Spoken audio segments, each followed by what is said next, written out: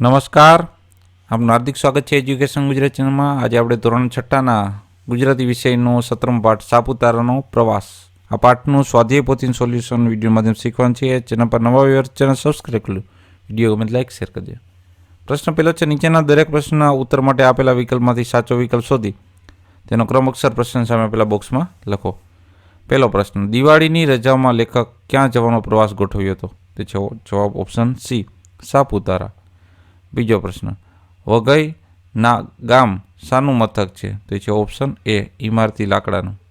ત્રીજું, વઘઈની સ્ત્રીઓના શરીર પર શાના ઘરેણાં લદાયેલ છે? તો છે ઓપ્શન ડી, કથિર કે ચાંદીના. ચોથો પ્રશ્ન, ડાંગના જંગલમાં કયું પક્ષી જોવા મળતું નથી? તો છે ઓપ્શન સી, બુલબુલ. પ્રશ્ન પાંચમો, સાપુતારાની ઊંચાઈ લગભગ કેટલી છે? તો છે ઓપ્શન બી, 1000 મીટર. છઠ્ઠો પ્રશ્ન, સાપુતારામાં કઈ નદી પર બાંધી વિશાળ સરોવર બનાવવામાં આવ્યું છે? તે છે ઓપ્શન એ, સર્પગંધા નદી. પ્રશ્ન બીજો, કૌંસમાં આપેલા શબ્દોમાંથી યોગ્ય શબ્દ પસંદ કરી ખાલી જગ્યા પૂરો. પેલી ખાલી જગ્યા, ડાંગના એક ડુંગર ઉપર ખાલી જગ્યાનું હવાખાનું સ્થળ છે. તો છે સાપુતારાનું. બીજું, ડાંગના જંગલમાં પુષ્કળ ખાલી જગ્યા થાય છે. તે છે વાંસ. ત્રીજી ખાલી, ડાંગના જંગલોમાં ઊંચી જાતિના ખાલી જગ્યાના ઝાડ ખૂબ થાય છે. તો સાગના. ચોથું, સાગ ખાલી જગ્યા કામમાં વપરાય છે. તો ઇમારતી. પાંચમું, સાપુતારા એટલે ખાલી જગ્યાનું રહેઠાણ. તો છે સાપોનું. છઠ્ઠું, ખાલી જગ્યા ડાંગ જિલ્લાનું વડું મથક છે આહવા. સાતમું, ખાલી જગ્યા નદીના કાંઠે પથ્થરની સાપની મૂર્તિ છે. તે છે સર્પગંગા. આઠમી ખાલી, લેખકને લાગ્યું કે સાપુતારા જેવી જગ્યાએ વધારે ખાલી જગ્યા લઈને આવવું જોઈએ. તો નિરાંત. પ્રશ્ન ત્રીજો, નીચે આપેલા વાક્યને ઘટનાના ક્રમમાં ગોઠવું. તો આપણે 5 ને 6 વાક્યો છે. તો 6 વાક્યોમાં સૌથી પહેલાં આવશે, હવે અમે ડાંગ જિલ્લામાં દાખલ થઈ ચૂક્યા હતા. બીજું વાક્ય, સાપ તો જોવા મળે ત્યારે ખરા, પણ રસ્તો સાપ ચાલે એવો જ વાંકો ચૂકો હતો. ત્રીજું વાક્ય, પણ ઓછું કંઈ સીધું જ ચડવા કરવાનું હોય છે. પ્રશ્નચિહ્ન. ચોથું, બસ મથક આવી ગયું ને સામાન સાથે અમે હેઠે ઉતર્યા. પાંચમું, એમાં નૌકા વિહારની સગવડ છે. છઠ્ઠું, રાતના અમને ડાંગી લોકોનું સમૂહ નૃત્ય બતાવવામાં આવ્યું. પ્રશ્ન ચોથો, નીચેના પ્રશ્નોના ઉત્તર એક એક વાક્યમાં લખો. પહેલો પ્રશ્ન, વઘઈમાં ઠેર ઠેર શું જોવા મળે છે? તો જો કે વઘઈમાં ઠેર ઠેર ઇમારતી લાકડાની લાઠીઓ જોવા મળે છે. બીજો પ્રશ્ન, વઘઈની પ્રજા લેખકને કેવી જણાય? જો છે વઘઈની મર્દાનગીથી ઉપતા શરીરવાળી પ્રજા લેખકને ભોળી, ભલી અને માયાળુ જણાય. ત્રીજો પ્રશ્ન, ડાંગી લોકો હાથ ઉદ્યોગની વસ્તુ કેમ બનાવતા હશે? તેનો જવાબ છે, ડાંગના જંગલોમાં પુષ્કળ પ્રમાણમાં વાસ થતો હોવાથી ડાંગી લોકો તેમાંથી હાથ ઉદ્યોગની વસ્તુઓ બનાવતા હશે. ચોથો પ્રશ્ન, ડાંગ કુદરતી રીતે સમૃદ્ધ છે એમ શા પરથી કહી શકાય? તેનો જવાબ છે, ડાંગ જિલ્લામાં ડુંગરોની હારમાળા છે. તેનો મોટો ભાગ જંગલોમાંથી ભરેલો હોવાથી કહી શકાય કે ડાંગ કુદરતી રીતે સમૃદ્ધ છે. પાંચમો પ્રશ્ન, ડાંગમાં પ્રવેશતા જ હવા બદલાઈ રહી હતી એવું પ્રવાસીઓને શા માટે લાગ્યું? તેનો જવાબ છે, ડાંગ વિસ્તારમાં ડુંગરોની હારમાળા અને જંગલો હોવાના કારણે ત્યાંની હવા સ્વચ્છ અને શીતળ હશે. આથી જ શહેરમાંથી આવતા પ્રવાસીઓને ડાંગમાં પ્રવેશતા જ હવા બદલાઈ રહી એવું લાગ્યું. છઠ્ઠો પ્રશ્ન, ગુજરાતના એકમાત્ર ગિરિમથક એટલે કે સાપુતારા નામ કેમ આપવામાં આવ્યું હશે? તેનો જવાબ છે, સાપુતારા એટલે કે સાપોનું રહેઠાણ. ત્યાં સાપો જોવા મળતા હોવાથી ગુજરાતના એકમાત્ર ગિરિમથકને સાપુતારા નામ આપવામાં આવ્યું હશે. સાતમો પ્રશ્ન, ડાંગના જંગલોમાં કયા કયા પશુ હોય છે? તેનું છે, ડાંગના જંગલોમાં વાઘ, દીપડા, જરખ અને હરણ જેવા પશુઓ હોય છે. આઠમો પ્રશ્ન, લેખકને આહવામાં શું જોવાની મજા આવી? તેનો જવાબ છે, લેખકને આહવામાં ડાંગી છોકરા છોકરીઓ એક અભ્યાસ કરે તે આશ્રમ શાળા જોવાની મજા આવી. પ્રશ્ન નવમો, બસમાંથી લેખકને કેવી રીતે ખબર પડી કે સાપુતારા આવી ગયું છે? તેનો જવાબ છે, બસમાં લેખકને ડુંગરાળ ઊંચા ભાગ ઉપર થોડા મકાન નજરે પડ્યા જેથી તેઓને ખબર પડી કે સાપુતારા આવી ગયું છે. 10મો પ્રશ્ન, ગુજરાતમાં 2 ટેકરીઓ વચ્ચેનો વિશાળ હરિયાળ પ્રદેશ કયો છે? તેનો જવાબ છે, ગુજરાતના 2 ટેકરીઓ વચ્ચેનો વિશાળ હરિયાળ પ્રદેશ એ ગુજરાતભરનું એકમાત્ર હવા ખાવાનું મથક સાપુતારા છે. પ્રશ્ન 11. ડાંગી લોકો તહેવારમાં સાપની મૂર્તિની પૂજા શા માટે કરતા હશે? તો જવાબ છે ડાંગના લોકો પ્રાકૃતિક વાતાવરણમાં રહેતા હોવાથી તથા પ્રકૃતિને માનતા હોવાથી તથા તેમના પ્રદેશમાં સાપ વધુ જોવા મળતા હોવાથી તેઓ સાપની મૂર્તિની પૂજા કરતા હશે. 12મો પ્રશ્ન. ડાંગી લોકો ક્યારે સર્પગંગા નદીના કાંઠે આવેલ પથ્થરની સાપની મૂર્તિની પૂજા કરે છે? તો જવાબ છે ડાંગી લોકો હોળી અને વાઘ બારસના રોજ સર્પગંગા નદીના કાંઠે આવેલી પથ્થરની સાપની મૂર્તિની પૂજા કરે છે. 13મો પ્રશ્ન. સાપુતારામાં કયા સ્થળે નૌકા વિહારની સગવડ છે?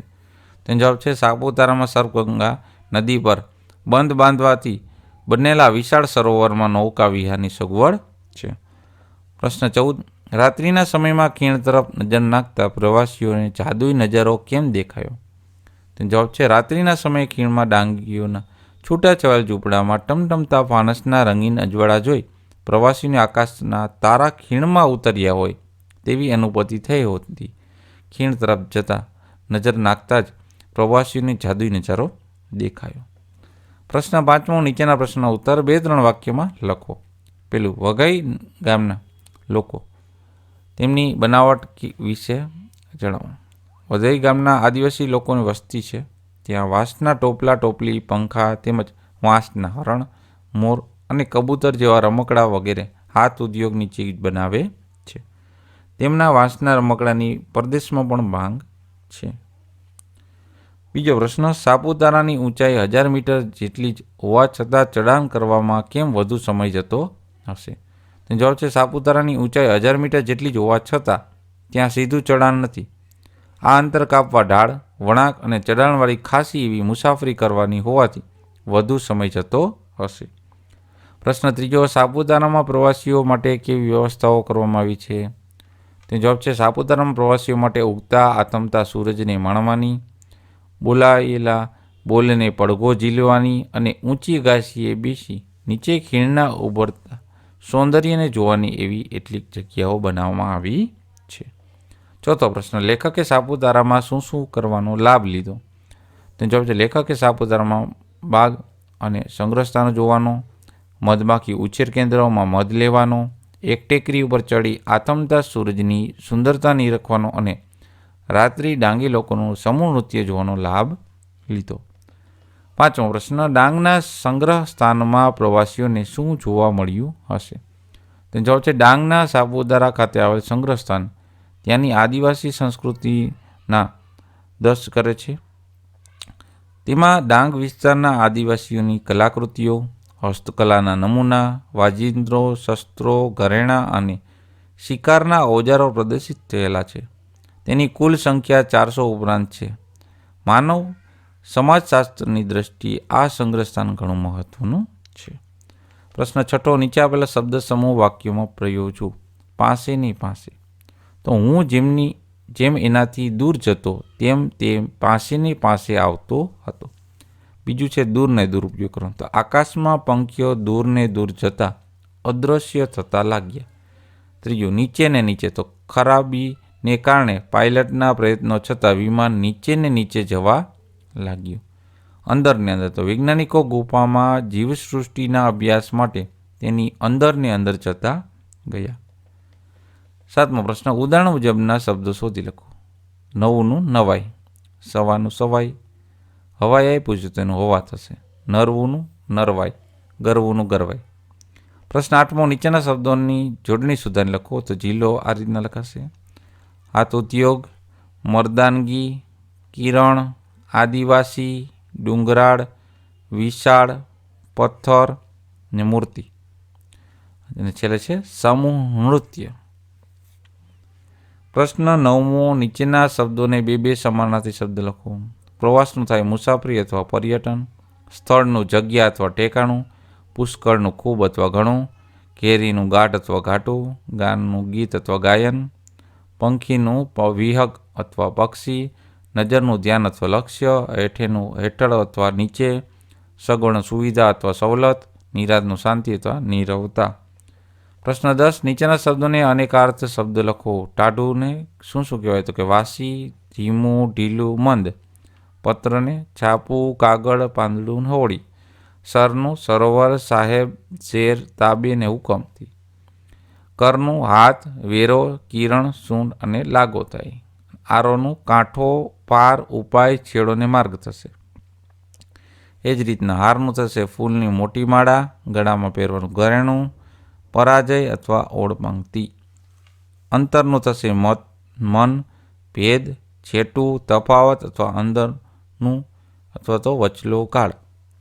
પ્રશ્ન 11મું, નીચેના શબ્દોને વિરુદ્ધાર્થી શબ્દ લખો. તો ખાલીનું ભરેલું, જવુંનું આવવું, પુષ્કળનું થોડું, ઠેર ઠેરનું ક્યાંક ક્યાંક, ઊંચાણનું નીચાણ, સગવડનું અગવડ, આત્મતાનું ઉગતા, નિરાતનું ઉતાવળ, જાગતાનું ઊંઘતા, ચડતાનું ઉતરતા. પ્રશ્ન 12, નીચેના શબ્દ સમૂહ માટે એક શબ્દ લખો. તો ઇમારતમાં વપરાતું હોય એવું લાકડું એને કહેવાય ઇમારતી. બીજું, લાકડાની વખાર એને કહેવાય લાટી. ત્રીજું, કલાઈ અને શીશાની મેળવણીથી બનેલ ધાતુ એને કહેવાય કથિર. ચોથું, વૃક્ષોની લાંબી હાર એને કહેવાય વનરાઈ. પછી પ્રવૃત્તિમાં છે 5મો પ્રશ્ન કે તમે કોઈ સંગ્રહ સ્થાન જોયું છે? એમાં તમે શું શું નવું જોયું? તો એનો જવાબ છે હા, મેં કચ્છ સંગ્રહાલય જોયું છે. એ ગુજરાતનું સૌથી પ્રાચીન સંગ્રહાલય છે. તેની સ્થાપના 1 જુલાઈ 1887ના રોજ કચ્છના ખેગારીજી ત્રીજા દ્વારા સ્થાપિત થયેલું. 1લી સદી જેટલો જૂનો શિલાલેખનો સૌથી મોટો સંગ્રહ અહીં જ છે. 3જી સદીનો એકમાત્ર અભિર શિલાલેખ અહીં છે. તેમાં લુપ્ત થયેલ કચ્છી લિપિનું ઉદાહરણ મળે છે. આ સંગ્રહાલયમાં લગભગ 11 વિભાગ છે. પુરાતત્વ વિભાગના સિંધુ મુદ્રાઓ છે, વિવિધ પથ્થરની ગોળીઓ છે, વિવિધ વ્યવસાય દર્શાવતા ચિત્રો છે. શાસ્ત્રીય અને સંગીતના સાધનો આવરી લેતો એક વિભાગ પણ છે. એક ભાગ આદિજાતિની સંસ્કૃતિનો છે. તો મ્યુઝિયમમાં એક એરાવત છે. એરાવત એક લાકડાના કોતરવામાં આવેલો બરફ જેવા સફેદ રંગનો હાથી છે. તે 7 સૂંઢ ધરાવે છે. તેની રચના 18મી સદીમાં માંડવીના તીર્થકર ઉપાસના માટે કરવામાં આવી હતી.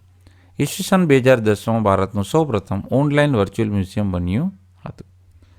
6થો પ્રશ્ન એમાં છે ઉદાહરણ જેવા નવા શબ્દો ગણો. તો ડાંગ ઉપર ડાંગી, તો અમદાવાદ ઉપરથી અમદાવાદી. અફીણ પર અફીણી, દુઃખનું દુઃખી, સોરઠનું સોરઠી, ભારતનું ભારતી, કોંકણનું કોંકણી. ડુંગરનું ડુંગરાળ થાય તો પથ્થરોનું પથરાળ થાય, ભોળુંનું ભોળાળ, ખડકનું ખડકાળ, શરમનું શરમાળ અને વાચાનું વાચાળ થાય છે. તો આ પાઠના સ્વાધ્યાય પોથીનું સોલ્યુશન જોતા રહો એજ્યુકેશન ગુજરાત ચેનલ, શીખતા રહો. થેન્ક યુ, આભાર.